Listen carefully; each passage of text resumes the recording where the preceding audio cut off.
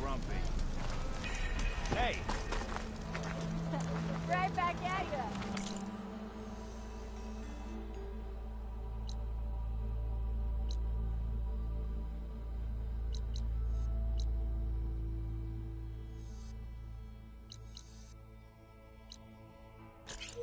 Oh, that's right, just barrel. You know what we need? Proper surname.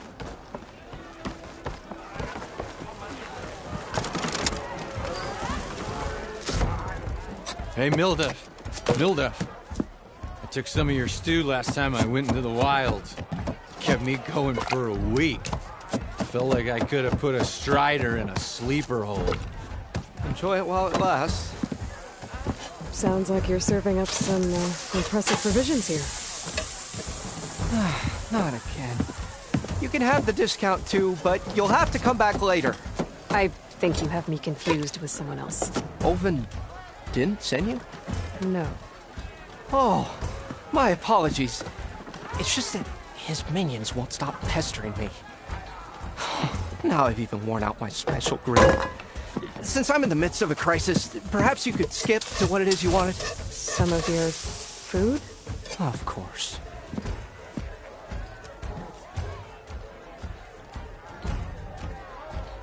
Are Ulvin's people causing you problems? Oh, yeah. They constantly demand my best, but the equipment I need to make my signature dishes isn't built for batch cooking. And don't get me started on the Ulvin discount they feel so entitled to. And if you refuse? I make meals, not trouble. How did you end up in Chainscrape? Heard about a new and upcoming town at the edge of the frontier. Where there's a town, there's a tavern. I was in need of work. So I got myself out here and started cooking. Some of these people had never tasted proper boars and berries stew before. Anyway, next thing I knew, people kept coming back. Guess they liked my food. Or the ale. Your last customer mentioned your cooking really kept him going out in the wild. Where I'm headed, I could use some of that. I would be happy to oblige, especially since you have the decency to ask pleasantly. But my special groove griddle is no more. Without it, I can't cook any of my signature dishes. I hate to think what'll happen when I'm forced to refuse Ulvin or his goons. Even if I already had the right ingredients, there's nothing I can do. Unless you can source me a temporary replacement? What do you need? For the ingredients, a few pieces of decent wild meat, and I'd say a big handful of bitter leaf stems. That'll do. As for the griddle, a corrugated metal panel might suffice until I can have a new one forged. You'd likely find one in a scrounger pile if you follow the river to the northeast. Don't worry, I'll clean it first. You'll have no issue finding boars and bitter leaf on your way. Assuming you're as much a hunter-gatherer as your clothing suggests. Thanks, Mildef. I'll keep an eye out. So that's what gratitude sounds like. And don't let anyone push you around, okay? If you say so.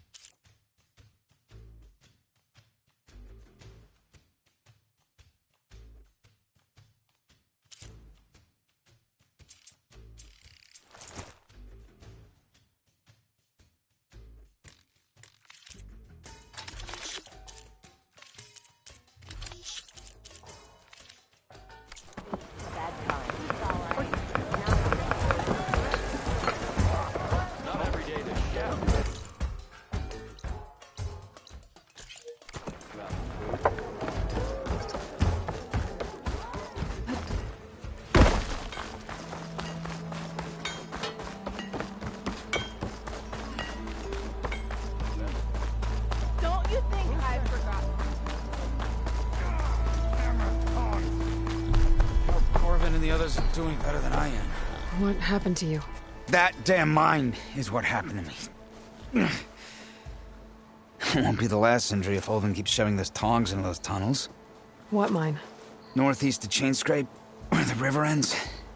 I told Corvin we should stop when the first cave-in happened, but... Ulvin probably threatened to cut off our pay. Or worse. How about you slow down and take me through it?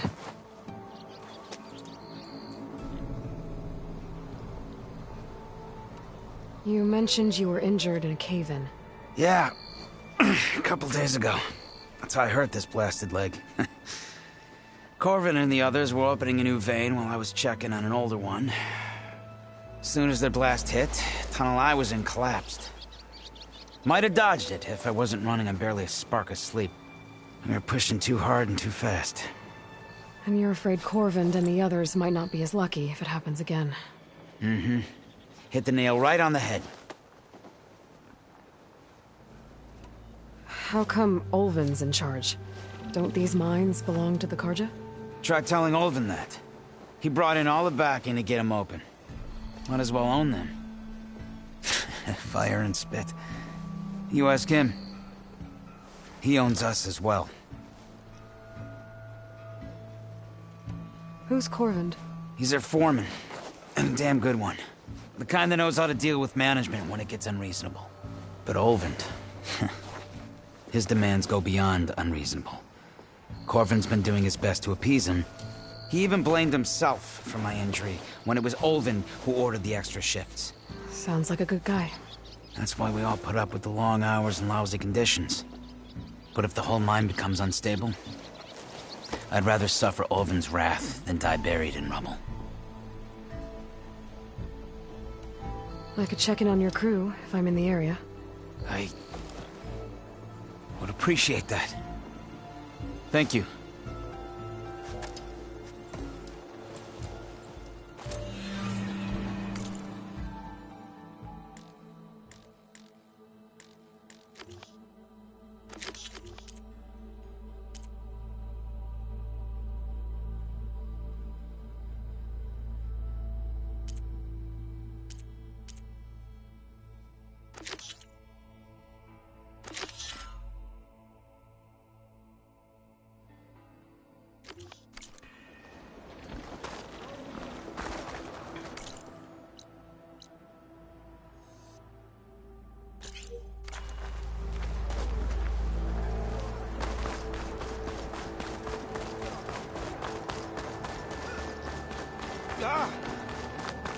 You hear about that traveling off-worm?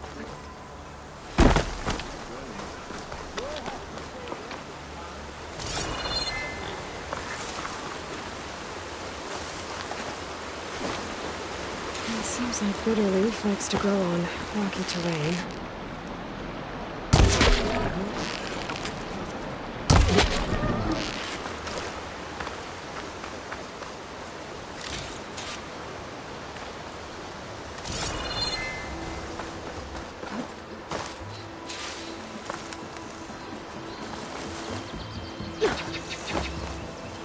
Okay, I think I have enough bitter leaf.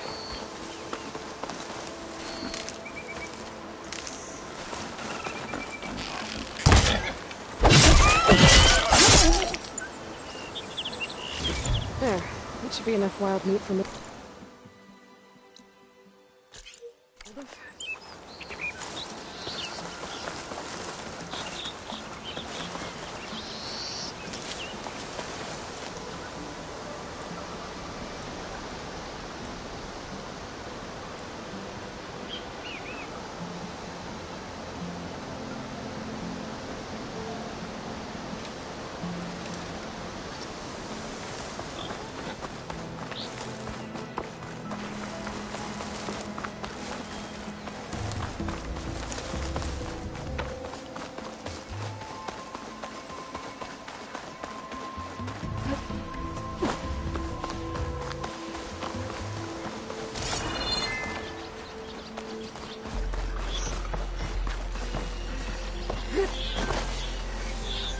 If I find where these machines are made, I might learn how to override them.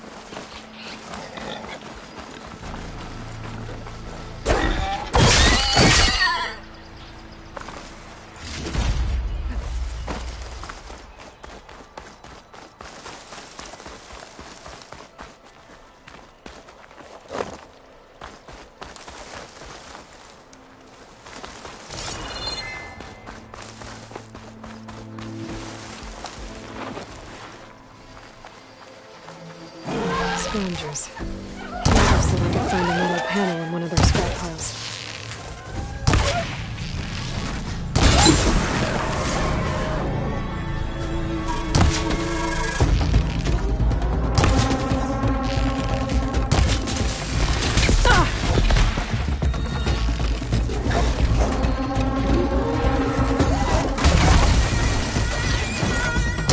Need more.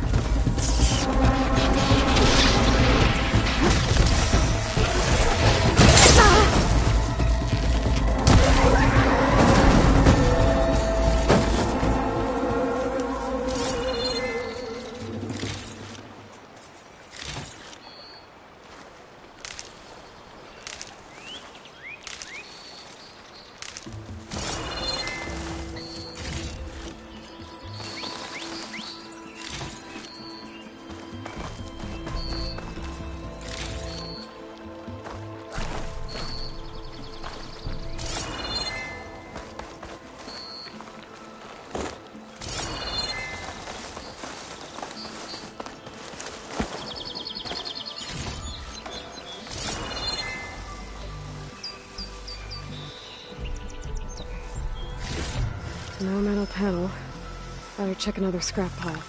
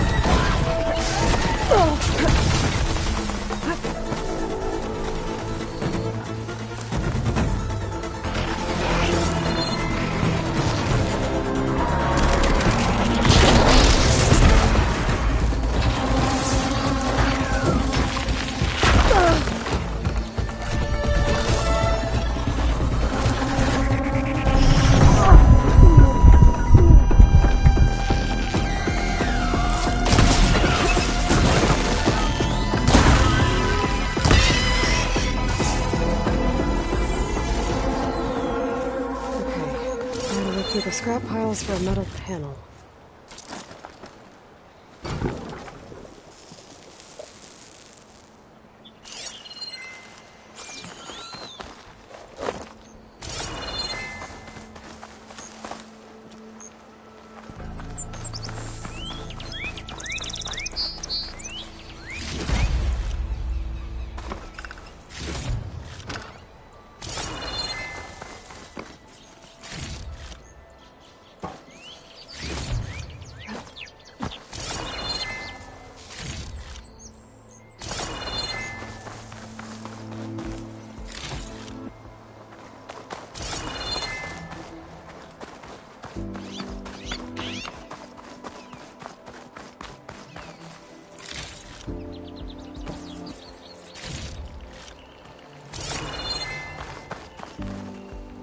Prepared.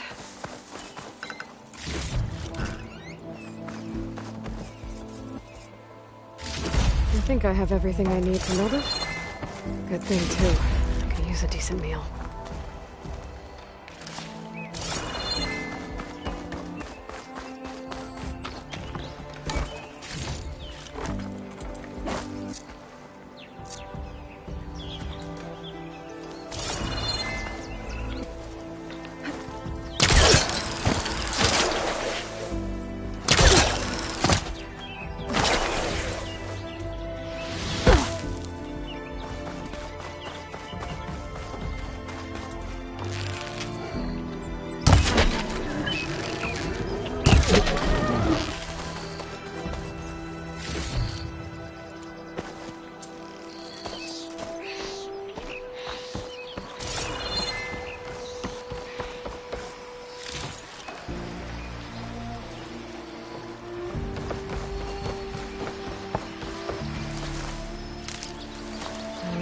looks full, but the stash has room.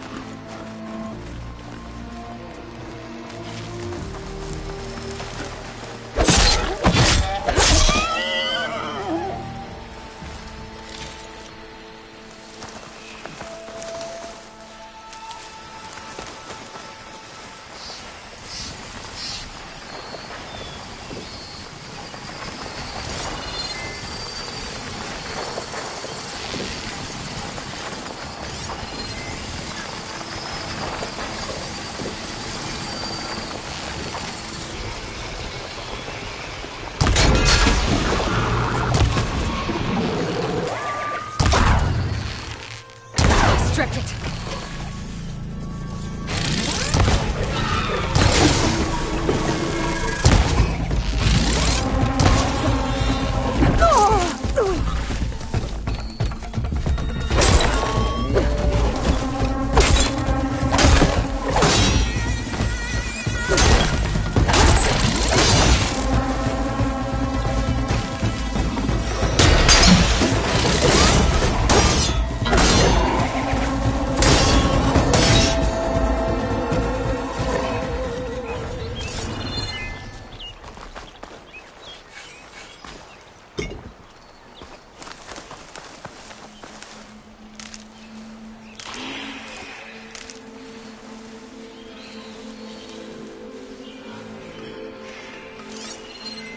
Better use something other than fire.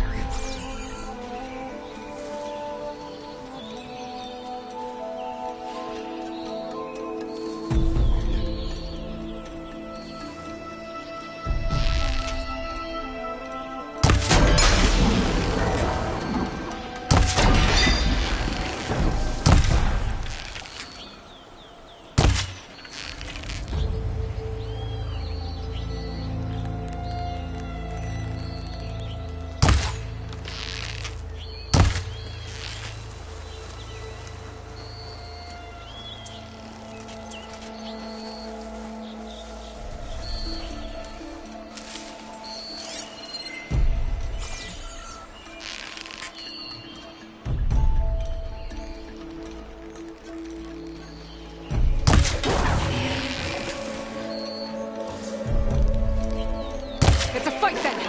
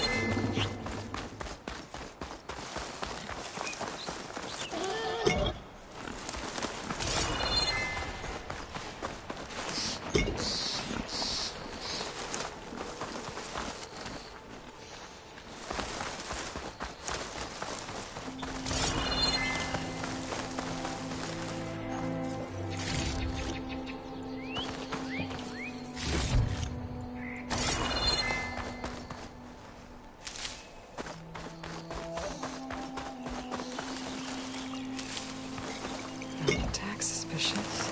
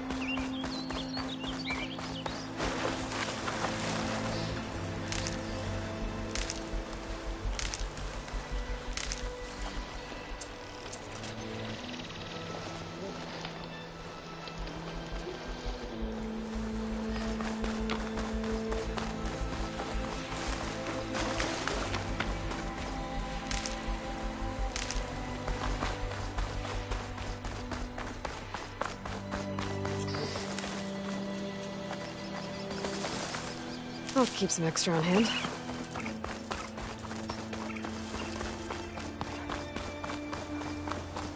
It's a dead machine. It must be a bristleback. Maybe Erend took it down?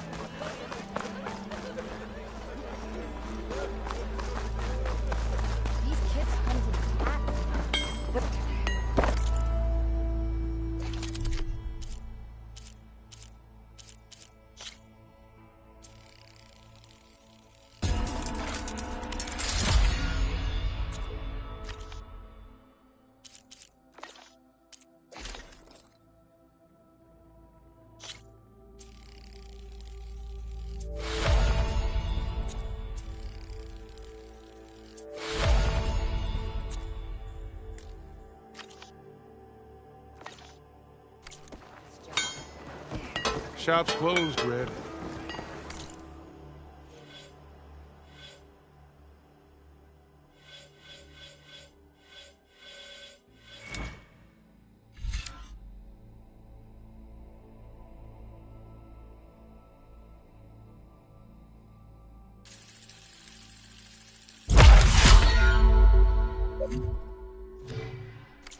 You're welcome to use the work day. Eyes up here, sister!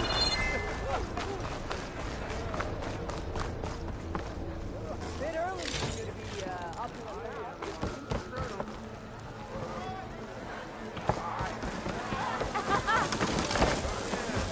Ah, there you are. I happen to receive another visit from Ulvund himself. He was pushy, but I stood my ground. And dare I say it, I even got my own back. Yes, I did. I'm listening.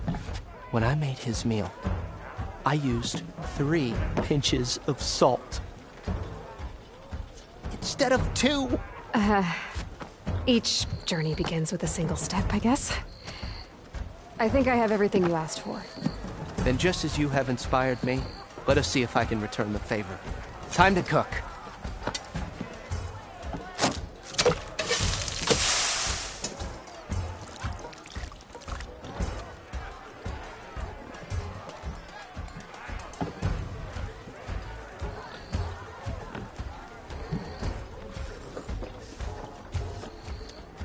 Wow. Mildef, that was inspired. Next time you want the best provisions, you know where to find me. Your next order of any dish will be on the house. Thanks. And don't forget to stand up for yourself. Funny you should say that. As it happens, I'm already cooking up my next portion of resistance. Hope to see you again.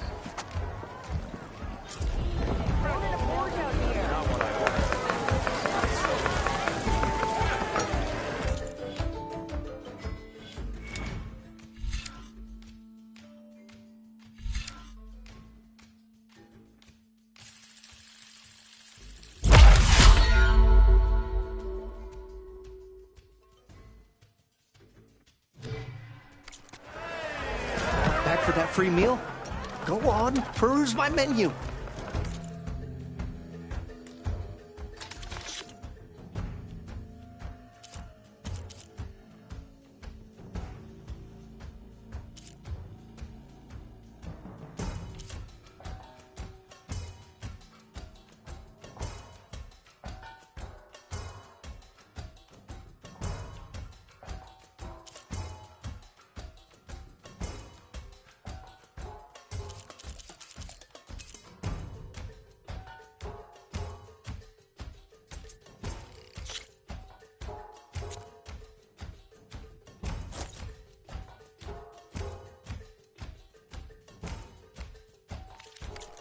Do I have to say it every time? I'll come find you later.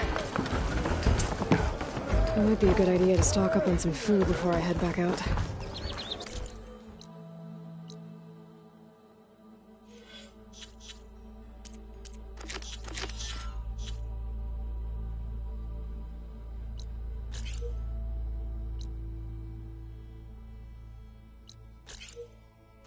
See what else Ildif's cooking up.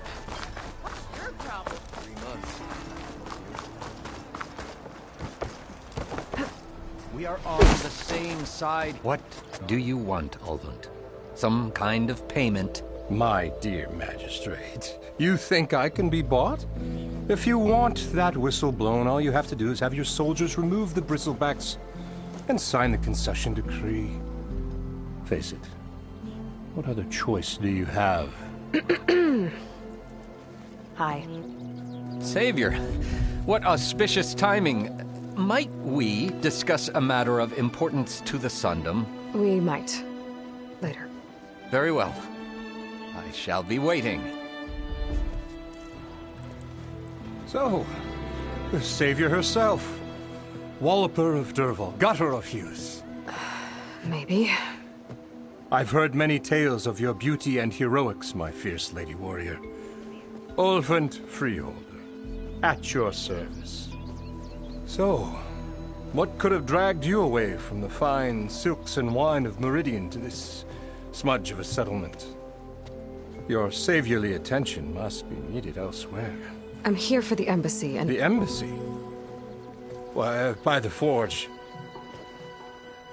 Ah. Greater gears for greater matters. Guess that means you'll be moving on. Once I've dealt with any problems around here that need my saviorly attention. Ah, the bristlebacks, of course. Got to get rid of them if you want that embassy to take place. Well, best get to it, hey? And off you go. Not so fast.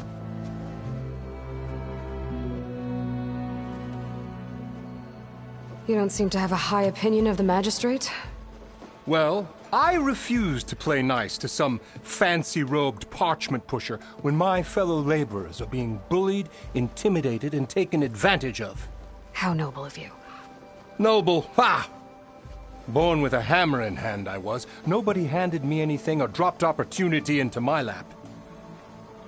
Everything I've achieved, I've done on my own. And where is this hammer now? The, burden of leadership forced me to set it aside. The Carja risk nothing, while demanding that good Oseram gamble with their lives out there. Someone had to step up and say no more. You ordered the work stoppage? Indeed I did. We're laborers, not soldiers.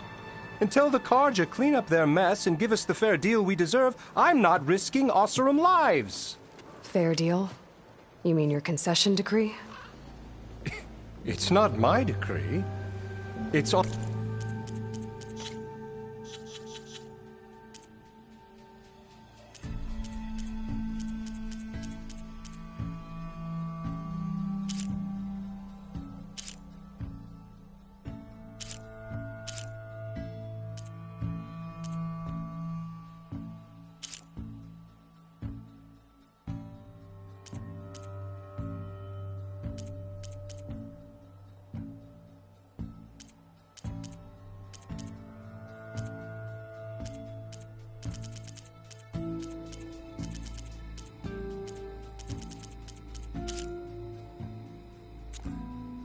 On behalf of all the good Oseram laborers of this land who do all the back-breaking work, while only the Carja reap the rewards, all we're asking for is the ability to share in this prosperity for a land worked by the people, for the people. Right. And just how much would be your share? Only an amount appropriate to my contributions to this community, of course. Where's the whistle? Right in the middle of town, but with the threat out there, I'm not endangering innocent Oseram lives. I'm going to clear out the bristlebacks.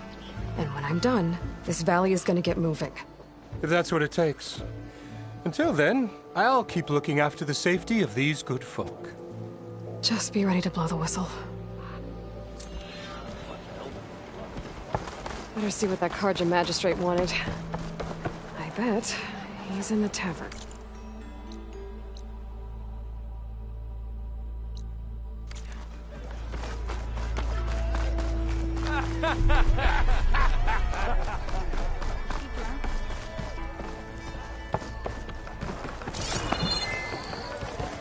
Ah, Savior! Over here.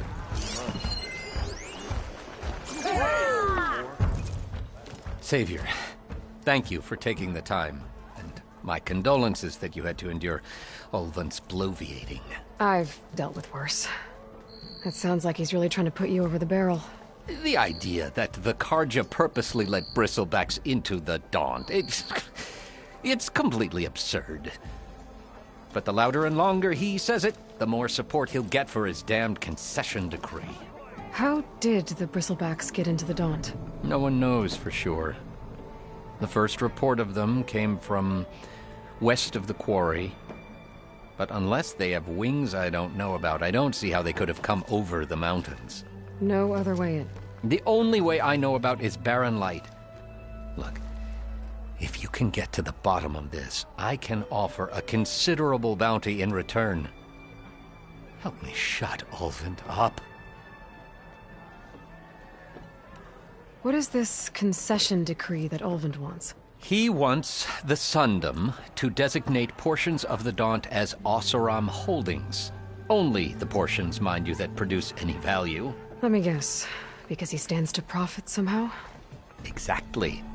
With the Daunt under Oseram law, he could secure more investment for their numerous ventures. He can't get those investments without the concession? No. Not while there's a chance the Sundom could revoke their access. Hence, why the concession is so important to him. And why blaming the Carja for the Bristlebacks, no matter how absurd, works in his favor. How did you get stuck out here? I asked for the posting, believe it or not. Overseeing the entire valley on behalf of the Sun King? It was an honor. Is an honor, I mean. But your job would be a lot easier without someone like Ulvund blasting hot air all the time? Ulvund's not going anywhere. He's been around longer than I have. Even fancies himself the founder of Chainscrape. Now, I'll find a way to live with him. I have to. You said the Bristlebacks were first spotted west of the quarry? Yes, according to one terrified laborer, said the ground trembled before they came charging down the hillside. He took off and ran all the way here. Good place to start looking, then. If you learn the truth, maybe Ulvund will stop blaming the Carja for every problem under the sun, and maybe then he'll actually focus on rebuilding Barren Light instead.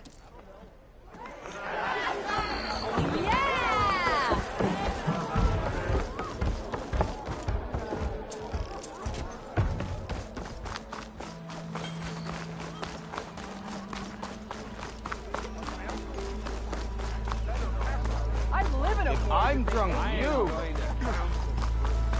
Look at her go.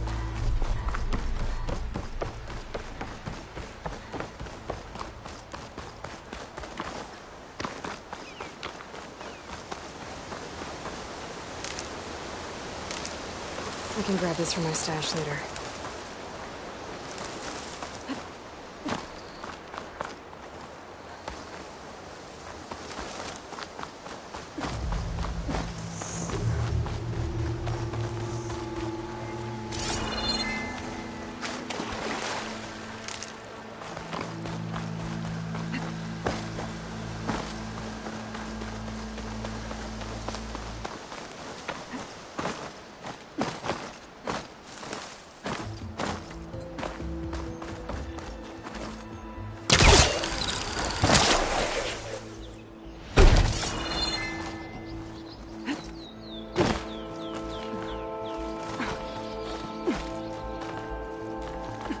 You get a strong color out of this.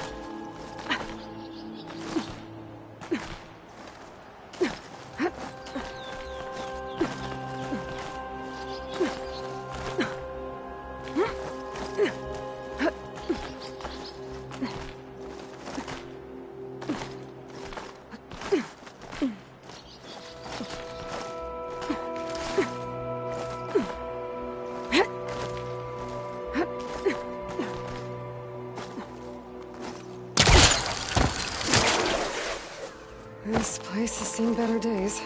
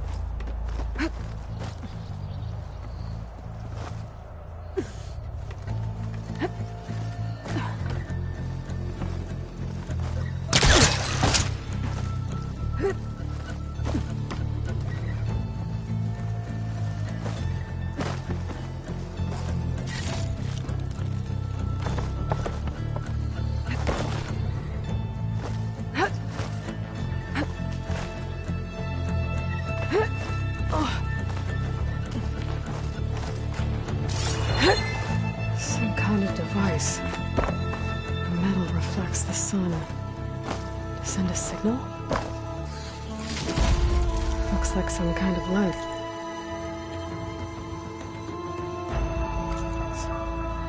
Guess I'll keep it for later.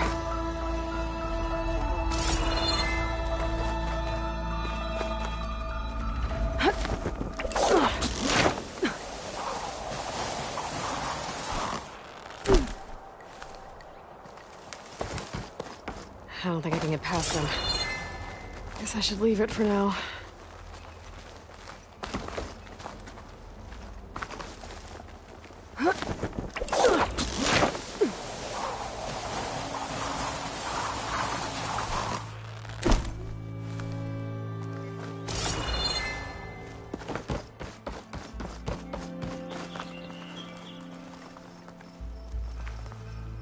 Bet a dyer would be interested in this.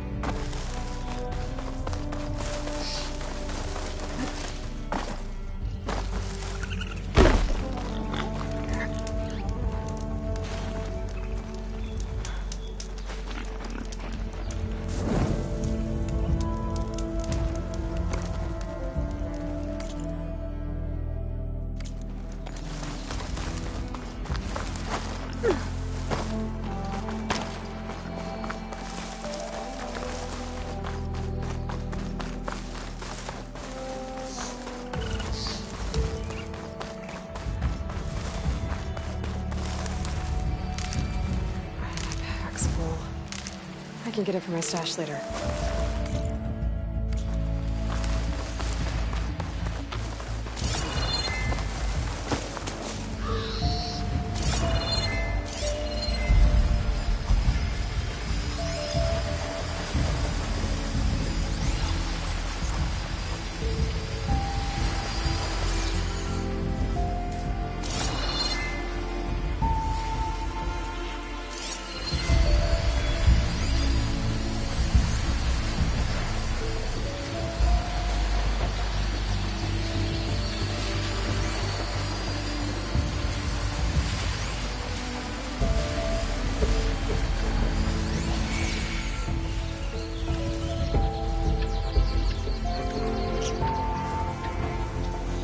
If I find the right cauldron, could learn how to ride this machine.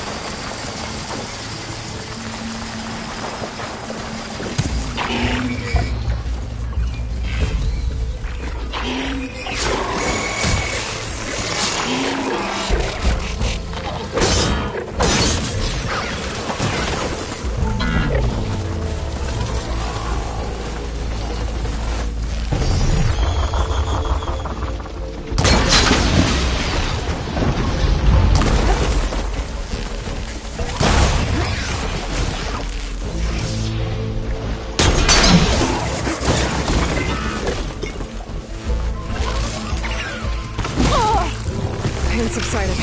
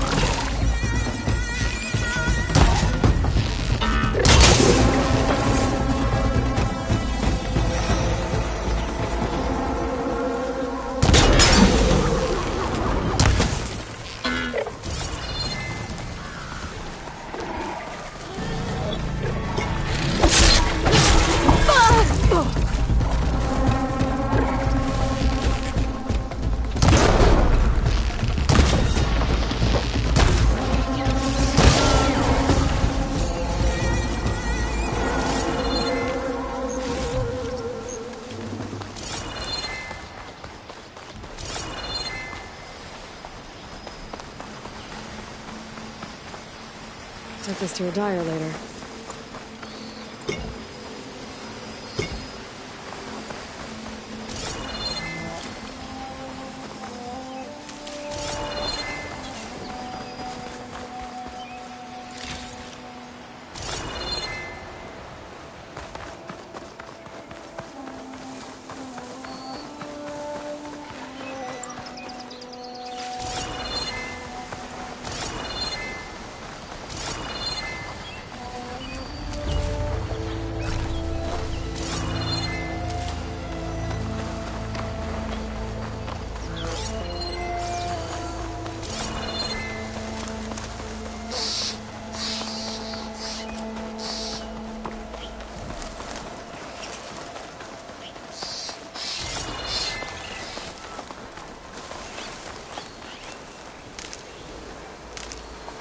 Get this from my stash when I need it.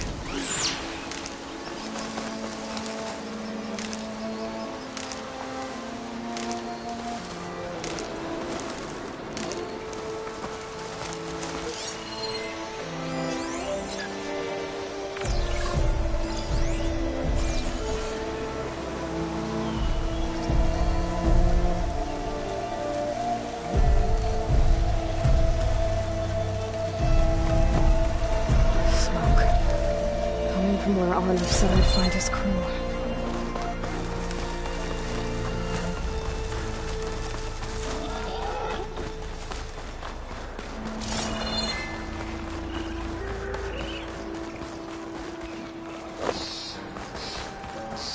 This must be the mine Arnav told me about. It looks like the miners are in trouble.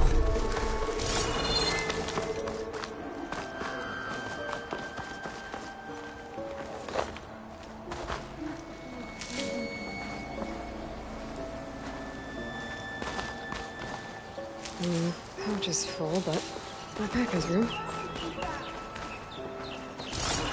That looks like the foreman Arnav mentioned. I should check in with him. You good? I'm okay. Thank you, Corvin. Corvin? Arnav sent me. I'm... Not now. Easy. What happened? Explosion in the mine. Water flooded the whole place. Some of my guys are still... They're still down there. I can't stop. You've done enough.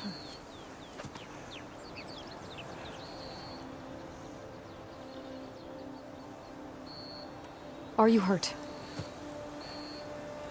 I'll live.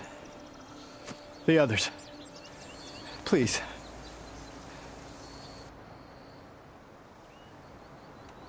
I need to know exactly what happened. We used controlled blasts to open up new veins in the mountain. One of them must have gone wrong. I have to go. How many are still down there?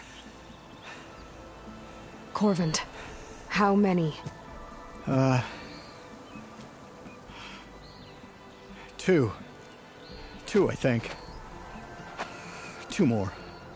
I'll do what I can.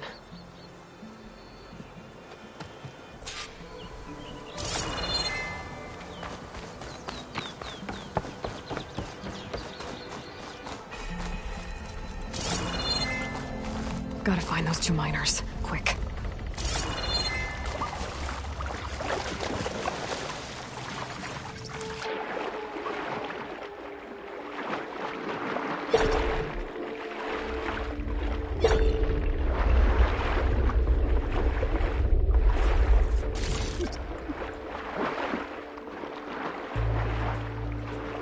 Hello? Can anyone hear me?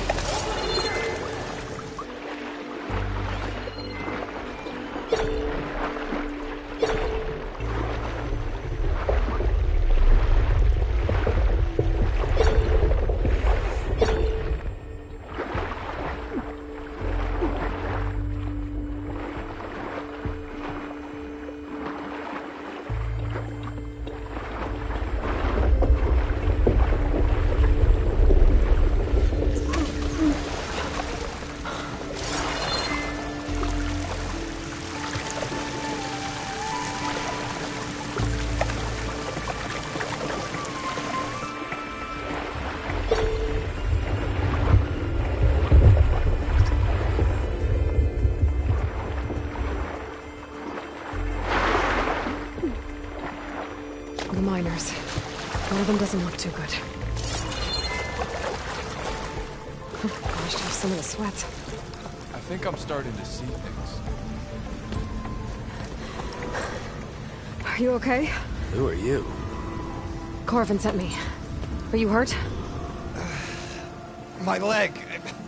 I was a little too close to the blast.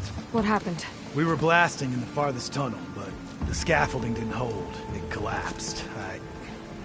I think it blocked the drainage shaft. Water started flooding the place as quick as I drink ale.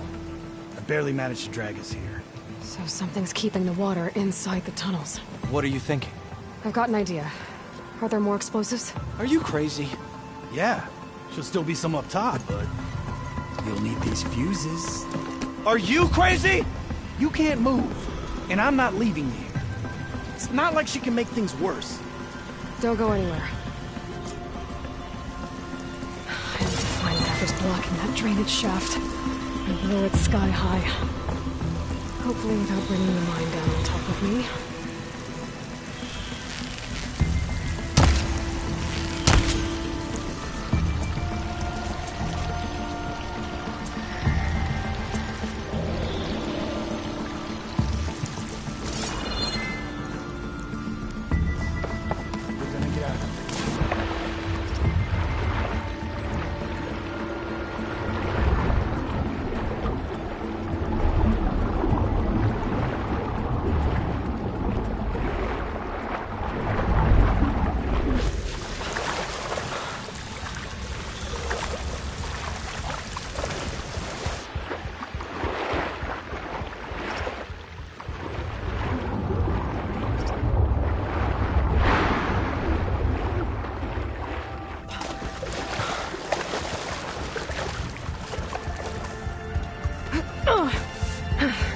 Made it. There's the debris blocking the shaft. If I can reach those explosives up on that track, maybe I can blast through the blockage.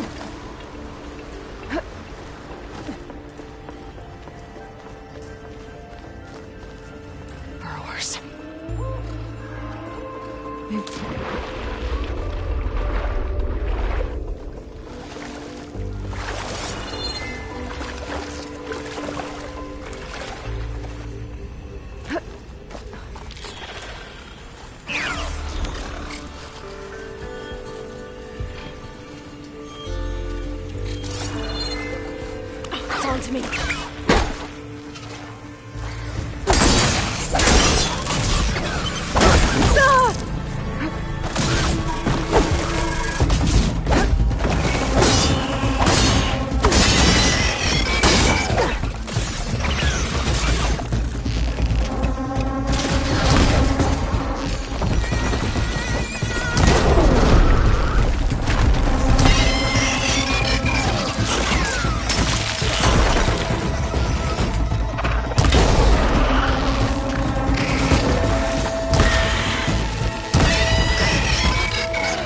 All of them.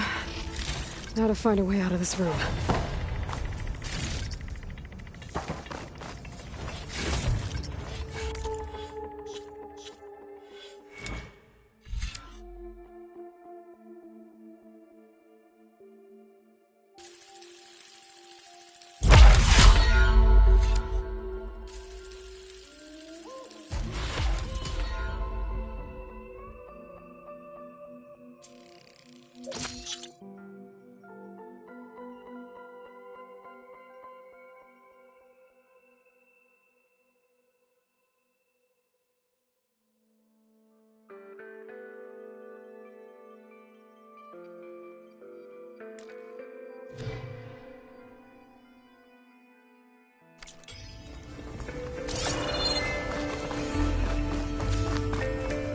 I should follow those tracks. See if they lead to the explosives.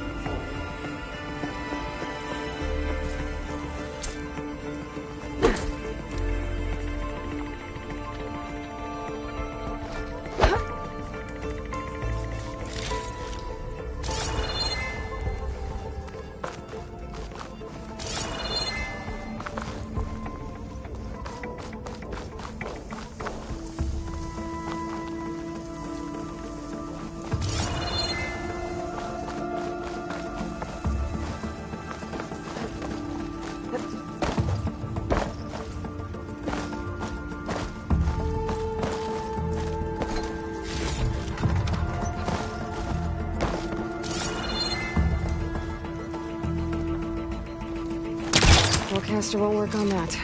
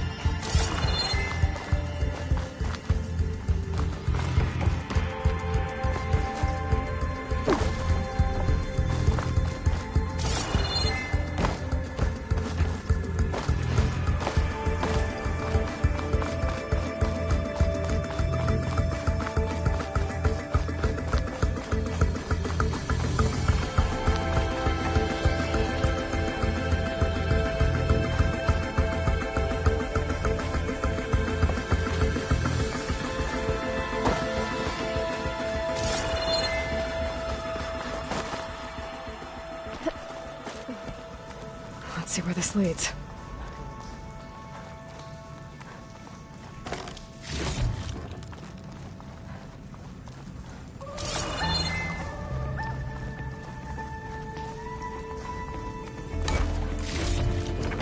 This'll be my stash when I need it.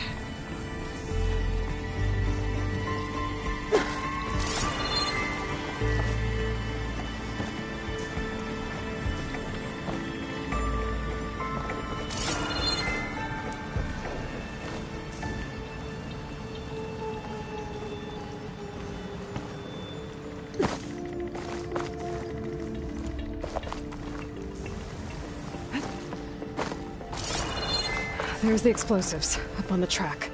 Just get across somehow.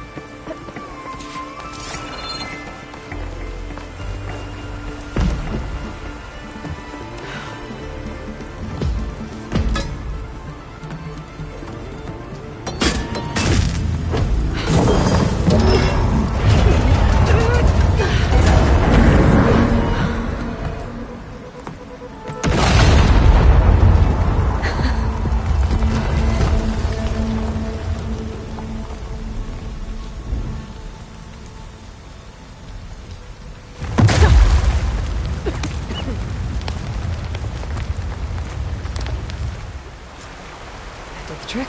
Ah! Guess that got its attention.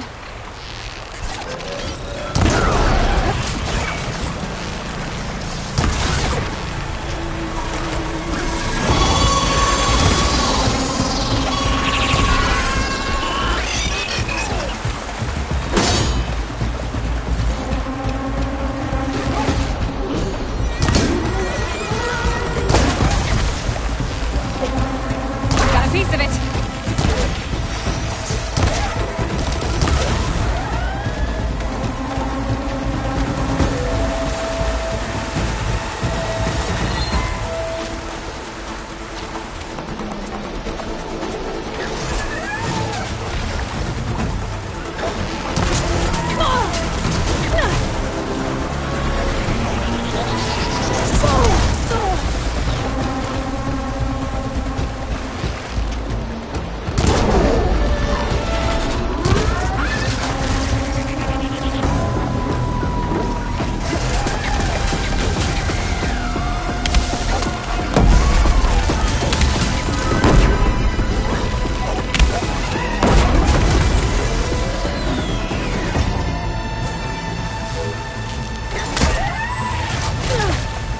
Okay, better.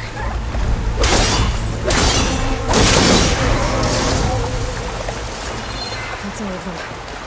Now let's go check on those miners.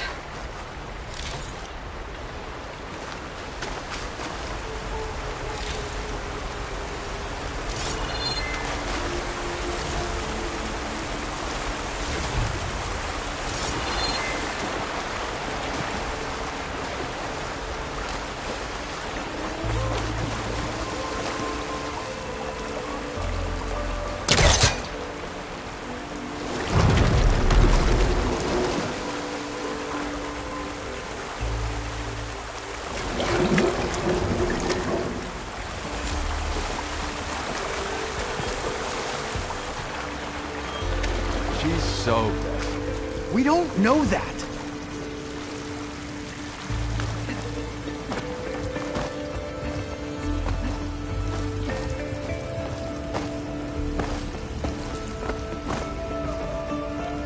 You did it. I thought you blew yourself up. Are you two okay from here? I can get this idiot down. Don't you worry. Thanks, kid.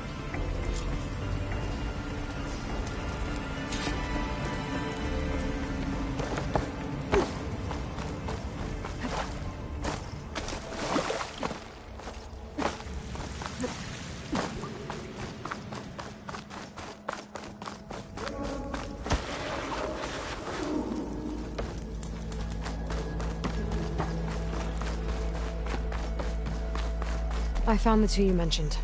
They're safe, but could probably use a hand. Is that everyone? It is. I dread to think what would have happened if you hadn't shown up.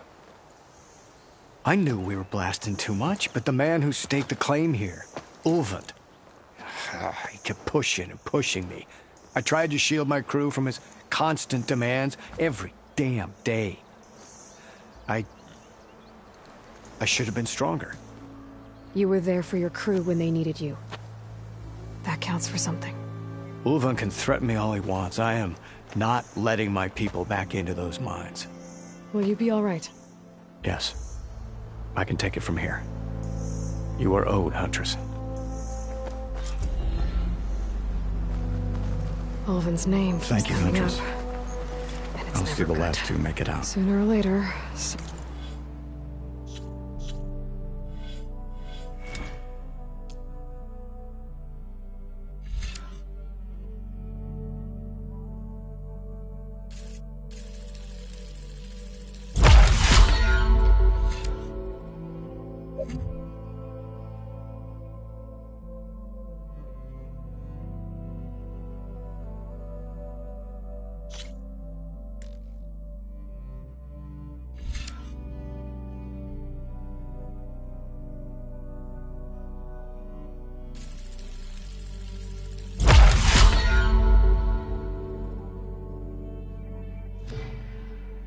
Someone's gonna have to deal with him.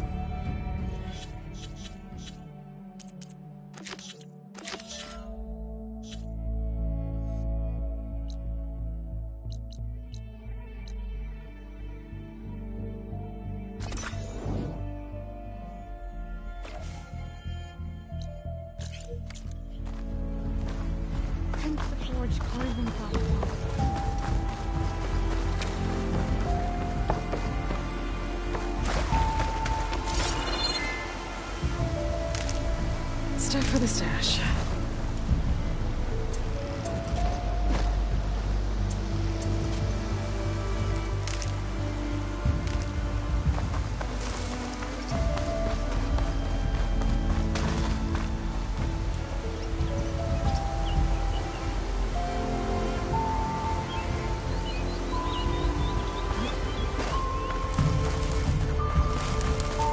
An old watchtower at the top of that cliff. Looks like the path up broke a long time ago. I'm gonna have to climb.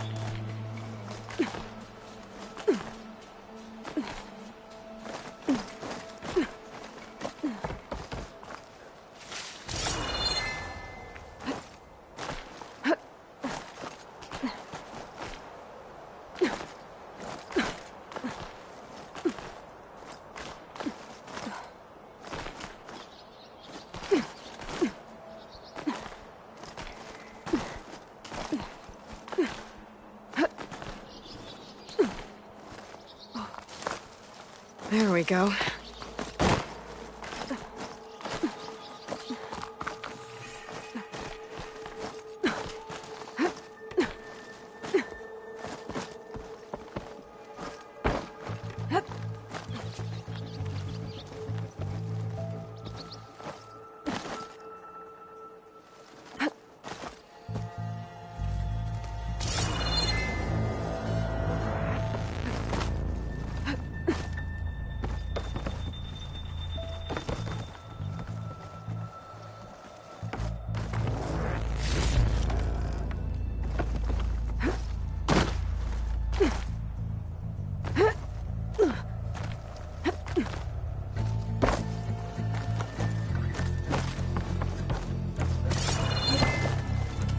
Made it.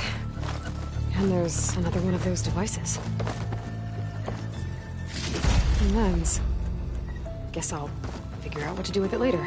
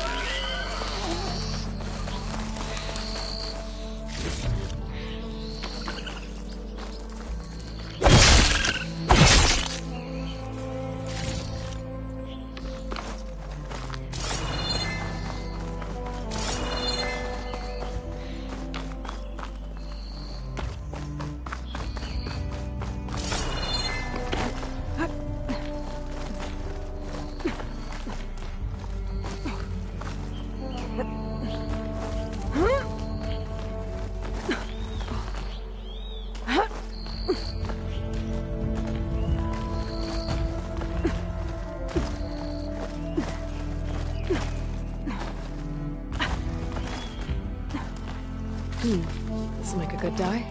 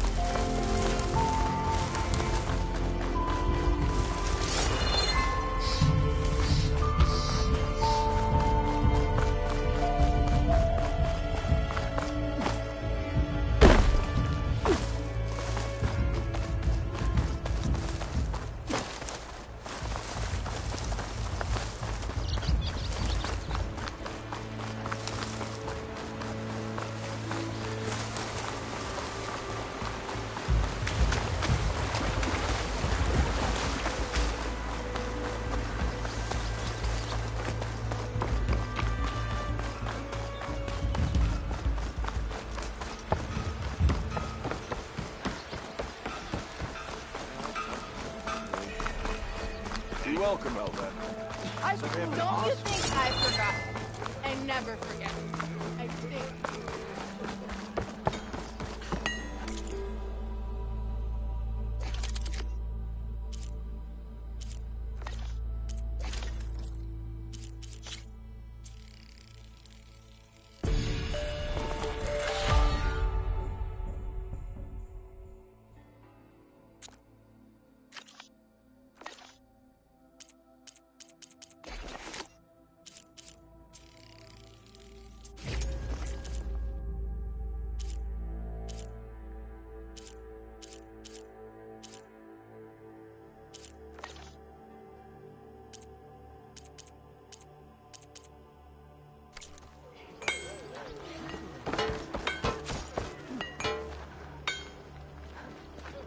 Gotta make sure still.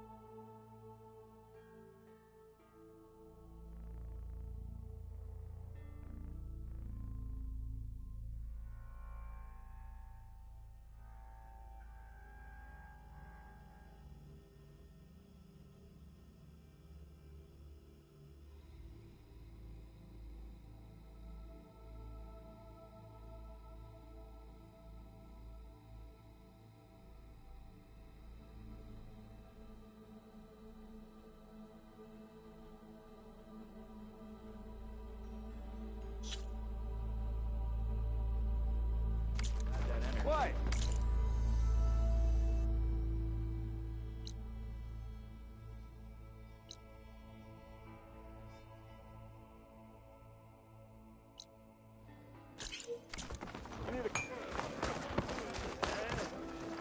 Next round's on me!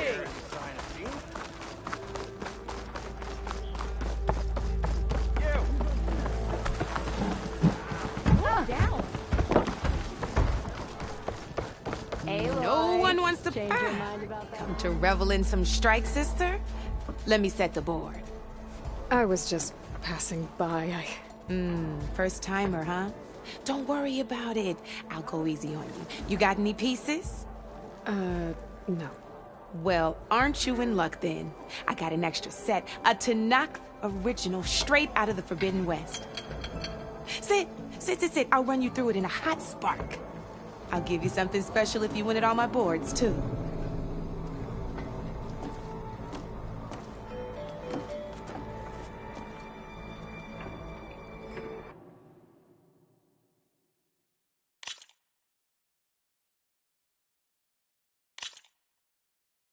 All right, let's start off simple. The Tanakh like to say that Machine Strike is a game of pure strategy. We each get a set of pieces. Each piece represents a kind of machine, and each machine is worth a different number of victory points. And to win the game, you'll need to gain 7 victory points by destroying the opponent's machines. It can be tricky remembering the details of every machine, so we use these notes to keep track of them. You see that number on the top right corner? That there's how many victory points you'll get for destroying that machine. Notes also tell you how far a piece can move, how powerful their attacks are, the distance they can strike from, and of course, their health. Okay, that's enough for now. Let's just play. I'll explain the rest as we go. I own the board, so I get to choose who goes first. Since this is your first time, I'll let you go. Usually you get to choose which pieces to set on the board, but this will do for now. Pick up that machine piece to your right, and move it forward. And remember, each machine can only move a certain distance. Take a look at your notes. Easy enough, huh? Now, you get to move 2 machines each round, so go ahead and pick a second machine.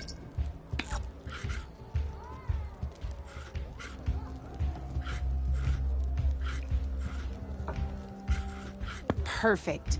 There's not much else to do for now, so just end your turn. We're forging onwards. Let me move my pieces here.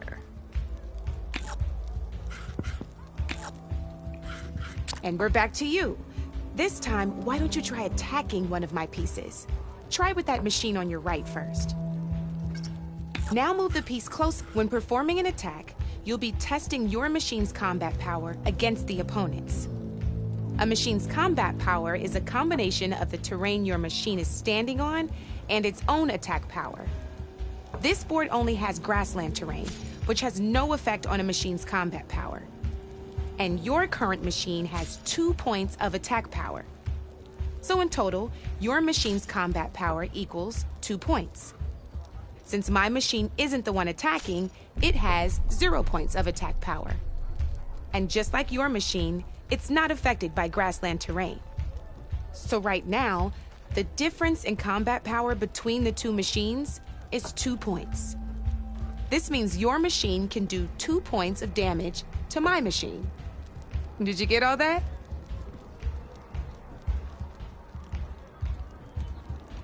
Knew you were a smart one.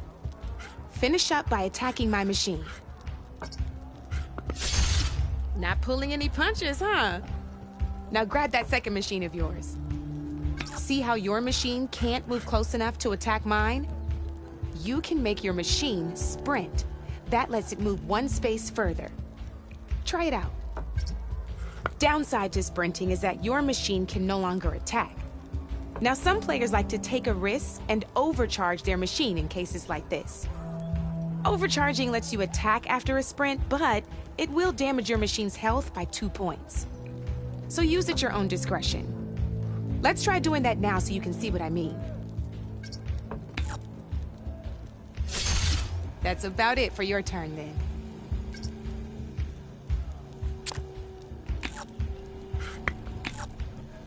Now, I'll let you in on a neat trick.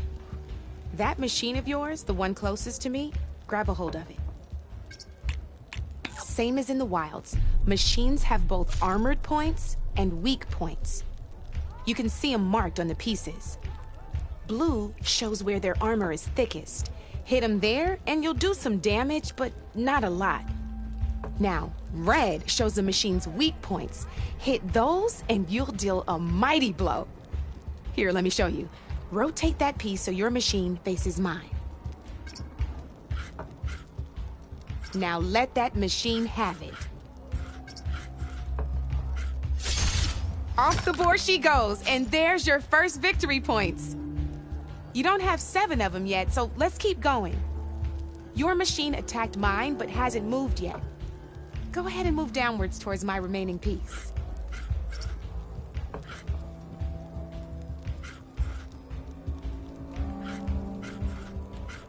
You've already attacked a machine and moved your piece.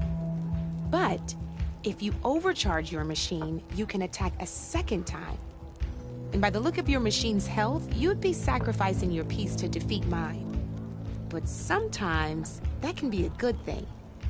Overcharge your machine to attack mine a second time, and I'll show you what I mean. Ain't that a thrill? Now, Because your machine was knocked out at the same time as mine, we both get the victory points our machines are worth. Good news is, since you're the one attacking, you're gonna receive your victory points before I do. Which means you can reach the coveted 7 victory points first. That's why sometimes losing a piece can be the best way to end a game in your favor. Now, you'll notice you didn't get quite up to 7 victory points this time, but you did destroy all my pieces. That means you're the winner! That wasn't so hard, was it? Just remember to always check for the best terrain to attack from. You'd be surprised the advantage you can gain over an opponent like that. I know it saved my behind in a game or two. I'll try and remember that. Oh, before I forget, these are all my spare pieces. I want the Savior of Meridian to have them. It's a small set to be sure, but it should be enough to get you in on any strike games you find out there. You might even fancy looking out for them strike carvers. They've got all kinds of unique pieces that can turn a game in your favor, though they'll need the right materials to craft you one. Or you might find them in the wilds if you're lucky. You know, I've lost my fair share of pieces after a night of machine hunting or brew hopping. No need to thank me. Always a pleasure to help out new strike players. Now, if you feel like playing a real game, I've got plenty of other boards. I could even teach you a few more tricks if you're up for it. Thanks. I'll think about it.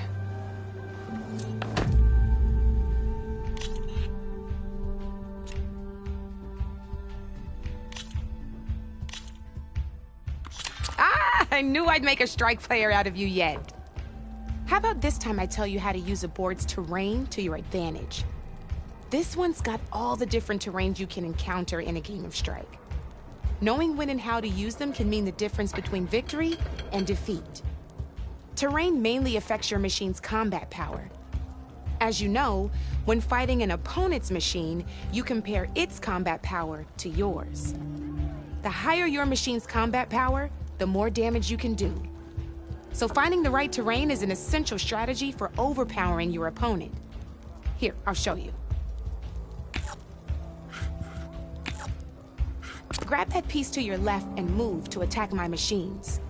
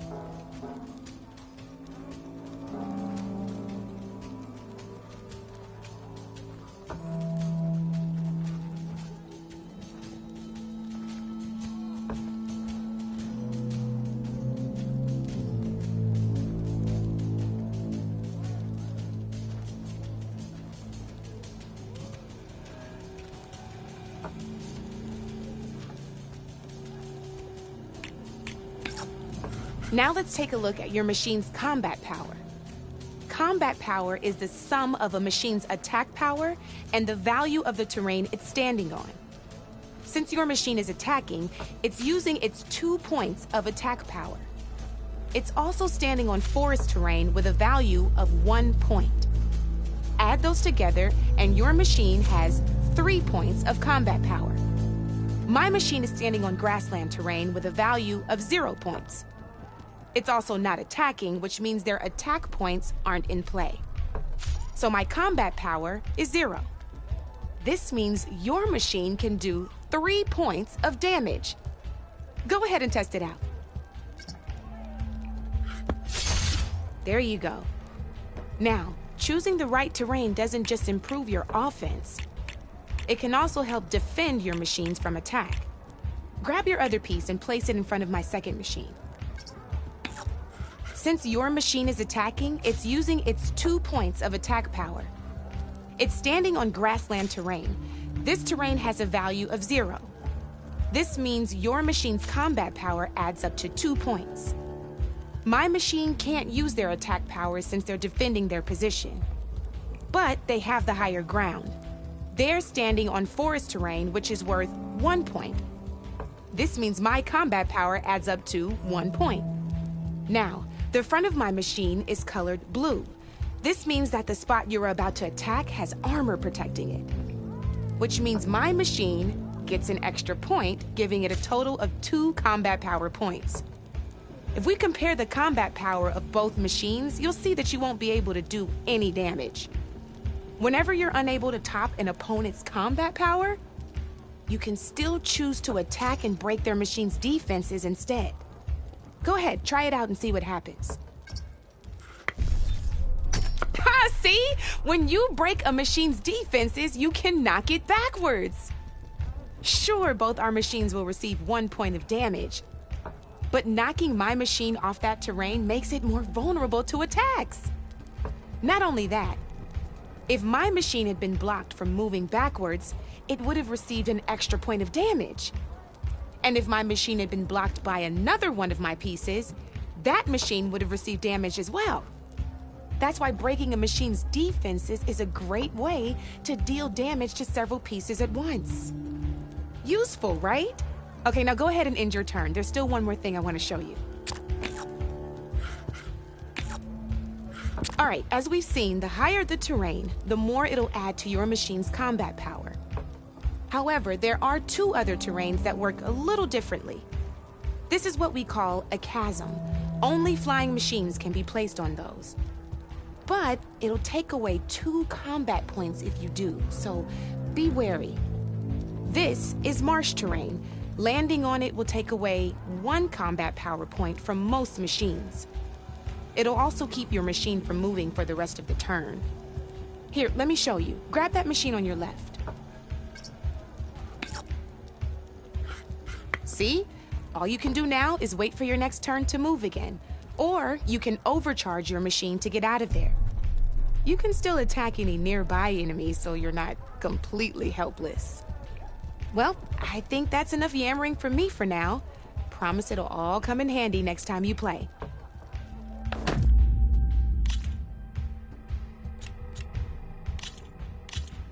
Here for more tips?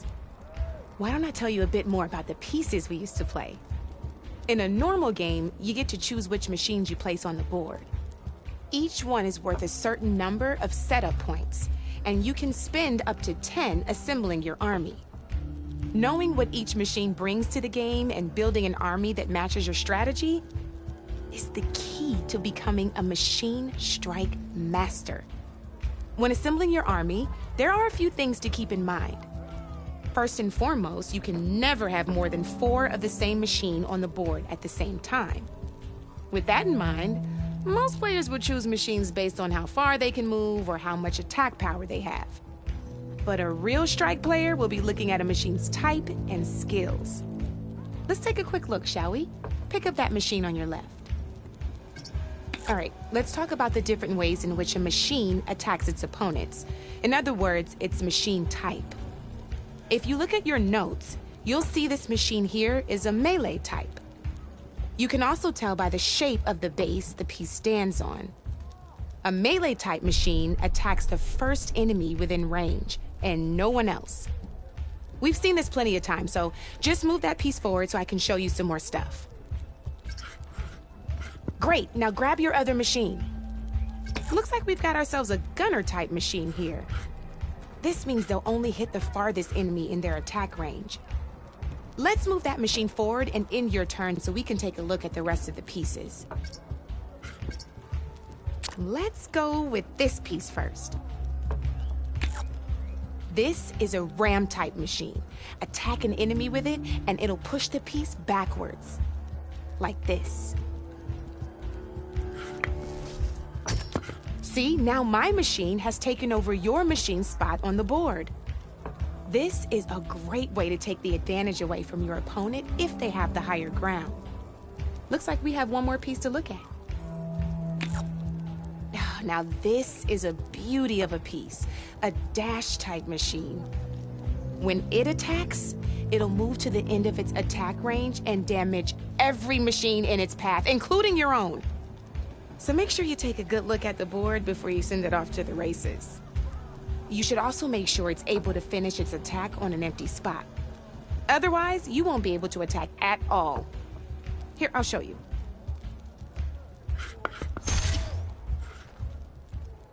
Look, it even rotated your piece. A nifty little piece you'll definitely want in your set. If you look at your notes, you'll notice this particular machine has one of the skills I mentioned before. There's quite a few of those, and we haven't even looked at all the machine types yet. But I'm pretty sure you've got more important things to do, so I made you a list. It's got all the tips and tricks we talked about, too. I think that about does it for now, so if you want to play a real game, just let me know.